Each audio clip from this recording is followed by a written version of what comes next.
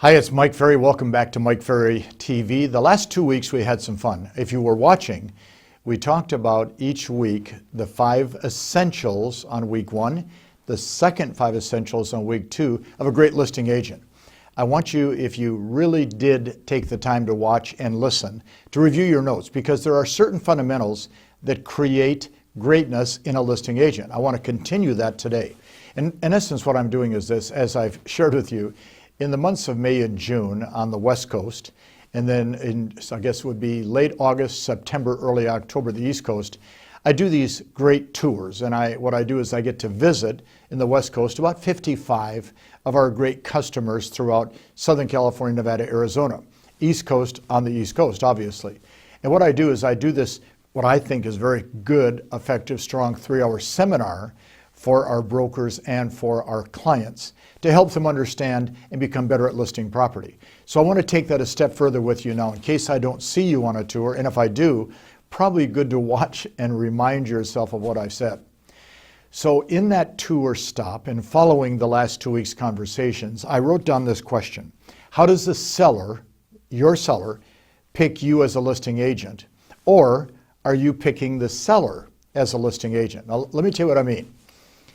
I believe that for weak agents, not you, weak agents, the seller picks them probably 95% of the time.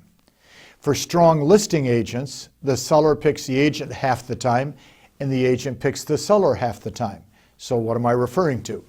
Well, a very weak agent is in pleading, begging, hoping, praying to the real estate god that the seller chooses them and the seller decides to list with them for whatever reason. The really good listing agents, which you're becoming, and maybe you already are there, are walking into the house deciding if they want to take the listing. They're trying to decide if that seller meets the standards they have for a listing. They're trying to decide if that seller is going to be cooperative in all aspects of getting the property sold to make the process a viable process for the buyer, the seller, and for the agents involved. Well, that is a point of strength that an agent has to develop. You can develop that. So I wrote down the question, how does the seller select an agent? And if you look at that very carefully, there's 2 sides to the question. Are they selecting you or are you selecting them? And I believe for the good agents, it's a little bit of both. So how does the seller select an agent? I wrote down the following. They select an agent because the agent is the agent that handled them and their transaction previously. Or in essence, the seller, potential seller, is a past client. You took Mary and Bob out, you sold them a home 3, 4, 5 years ago. They're moving up, they're moving down, they're moving out, moving someplace else because of your great job in the past, because you've stayed in touch with them, which you do. Hey, Mary says to Bob, we're going to sell. Let's call back Mike. He did a great job. They call you back, you get the listing. It's the best listing you can take by far. But a second reason why is because they are in your center of influence file, your database. And you're in touch with them, you're mailing to them, you're conversing with them. They know you, they know the level of professionalism you offer. They call you. Hey, Mike, we want to buy a condo and downsize a little bit. Can you help us out? Of course. The third reason why they pick you is because of your name recognition in the area. That is so important, and it's something I want each of you to attain. No, it's not branding. It's not becoming a life-size figure in the community. It's because they recognize the fact that Bob Smith, you as the agent, have repeatedly done a good job, and they hear about that through the community, through the clubs, through their associations, etc. So they pick you because of your name recognition. I wrote down next, they pick you because of the signs you have. You got your post sign up, it says, ask for Mike. And then there's a sold sign put on it very soon afterwards. Watch, buyers and sellers see these signs all the time. I can't even begin to express to you the importance of taking listings and having signs with a sold sign above it very soon afterwards to create in the community that recognition that you deserve. And then I wrote down next the company name.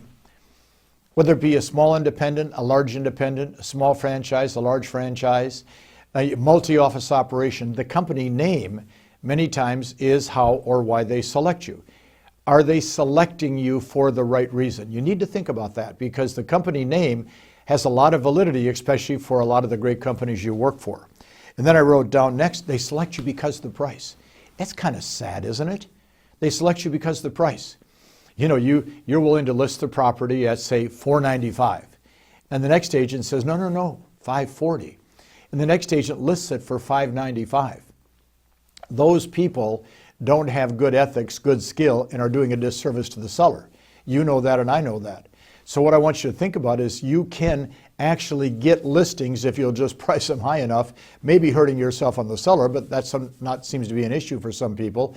But at the same time, you're going to turn listings down or lose listings because of the price. I wrote down next, because of the commission. Isn't that sad? We were in Toronto back in April, did a wonderful 3-day event, had 1,100 people there, and a couple agents actually said there are agents in the market everywhere in North America that were listing $500,000, $600,000, $7,000, $100,000 homes. I got it spit out eventually, at fees like $500 per. Can you imagine listing a $500,000 home for a $500 flat fee? But, you know, some people choose an agent because of the commission. It's sad, there's no real value, but it happens. And then I wrote down next, they choose you because of your personality. You know, you're an outstanding personality, you're outgoing, you're vivacious, you have a lot of passion and emotion, and it shows. Yeah, they pick people for that reason. I wrote down next, you made a strong presentation. Isn't that interesting? You went in and you made a valid, good, strong listing presentation.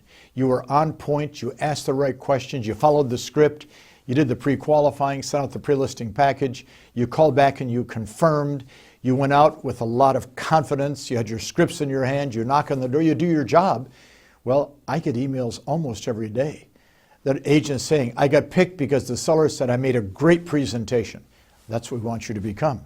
Or they pick you because of your advertising and marketing that you're doing. Now you're going to say, well, what do you mean? Well, some companies, some individuals, agents are going to spend a tremendous amount of money on advertising and marketing. And they get selected because of that. Because see, if a seller can't really see any value in what you do, they will see value in things like advertising and marketing. And then I wrote last, they pick you because of the value proposition that you offer the seller. Now I want you to think about that, the value proposition. Why do you buy something? Why do you pay money for something? Because you and I see value in that product. We see quality in that product, which is value. And we see a good price, which creates more value. And then we say, I'm going to go ahead and buy that. You know, the best example, one person drives a Toyota, one drives the Lexus, one drives a Mercedes. They both have 4 wheels. They both have an engine and a steering wheel. They both will get you from point A to point B. They both have a drivetrain. They both have a transmission. They both have 3 or 4 seats. Why does one person pick a Toyota, one pick a Mercedes? Because they saw more value in that particular product or service. So what we have to understand then, guys and gals, is sellers subconsciously, in most cases, are looking for the highest level of value from you as a listing agent, or in essence, what separates you from the rest. And that's where this whole concept of how they pick you really has come about for me in my conversations with all of our good clients. They pick you because consciously or unconsciously, they see a lot of value in what you're doing.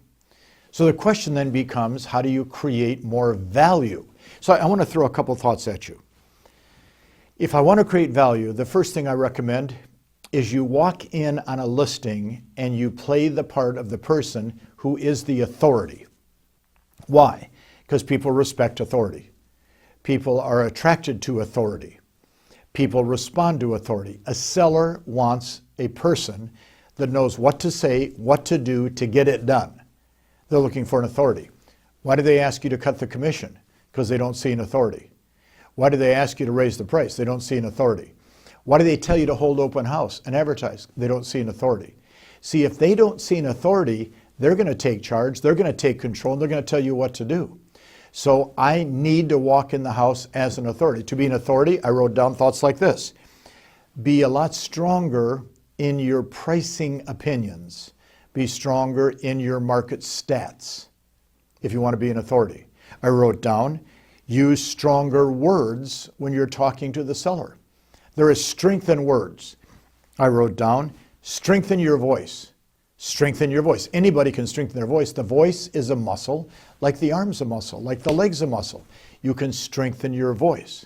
Well, I want to be an authority on a listing so they respect what I have to say and they can respond to it in a positive manner by signing a contract. If I'm not an authority, they're going to be in charge, they're going to be in control, and they're going to tell us what to do, and we're going to do it. A second example of a value proposition. The energy and enthusiasm you have when you make your presentation. That's a great example of a value proposition. Walking in because you're excited about the opportunity to handle the sale for them. Now, you and I both know, when you walk in a seller's home, it is not uncommon for them to be a little nervous, which they are, and it's not uncommon for the agent to be a little nervous, which many times you are. The best way to reduce the stress and reduce the tension is energy and enthusiasm. Why? The opposite of enthusiasm is boring, and boredom pushes people away. Enthusiasm draws them in.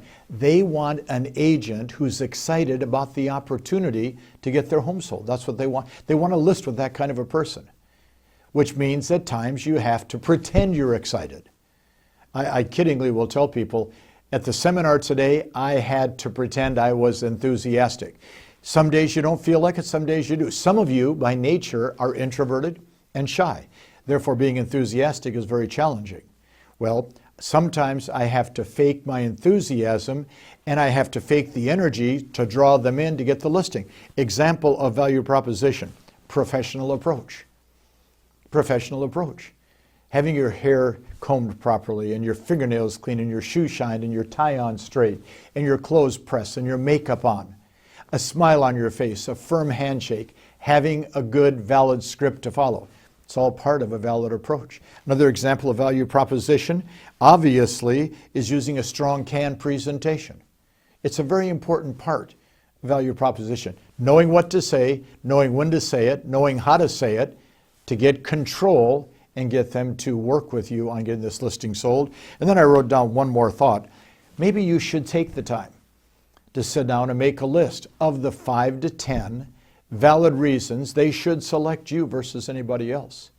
And then it's not only the fact that you have 5 or 10 valid reasons, it's how you present those 5 to 10 valid reasons, showing that they're a benefit to them through the questions you ask. So I wrote down this thought. You only have to be a little better than the competition to win. I saw a great quote a couple of days ago in the newspaper. After the first 2 games of the NBA Finals, one of the players on the Golden State Warriors said the following. Yes, we got lucky. We won the first game by 15 against Cleveland. We won the second game by 35, but it doesn't matter. We only have to win by 1 to be a winner. Well, you only have to get this listing this time to be a winner. Use these ideas if you want to become a winner. I know you're a winner. You can become a winner. Everybody wins when you do.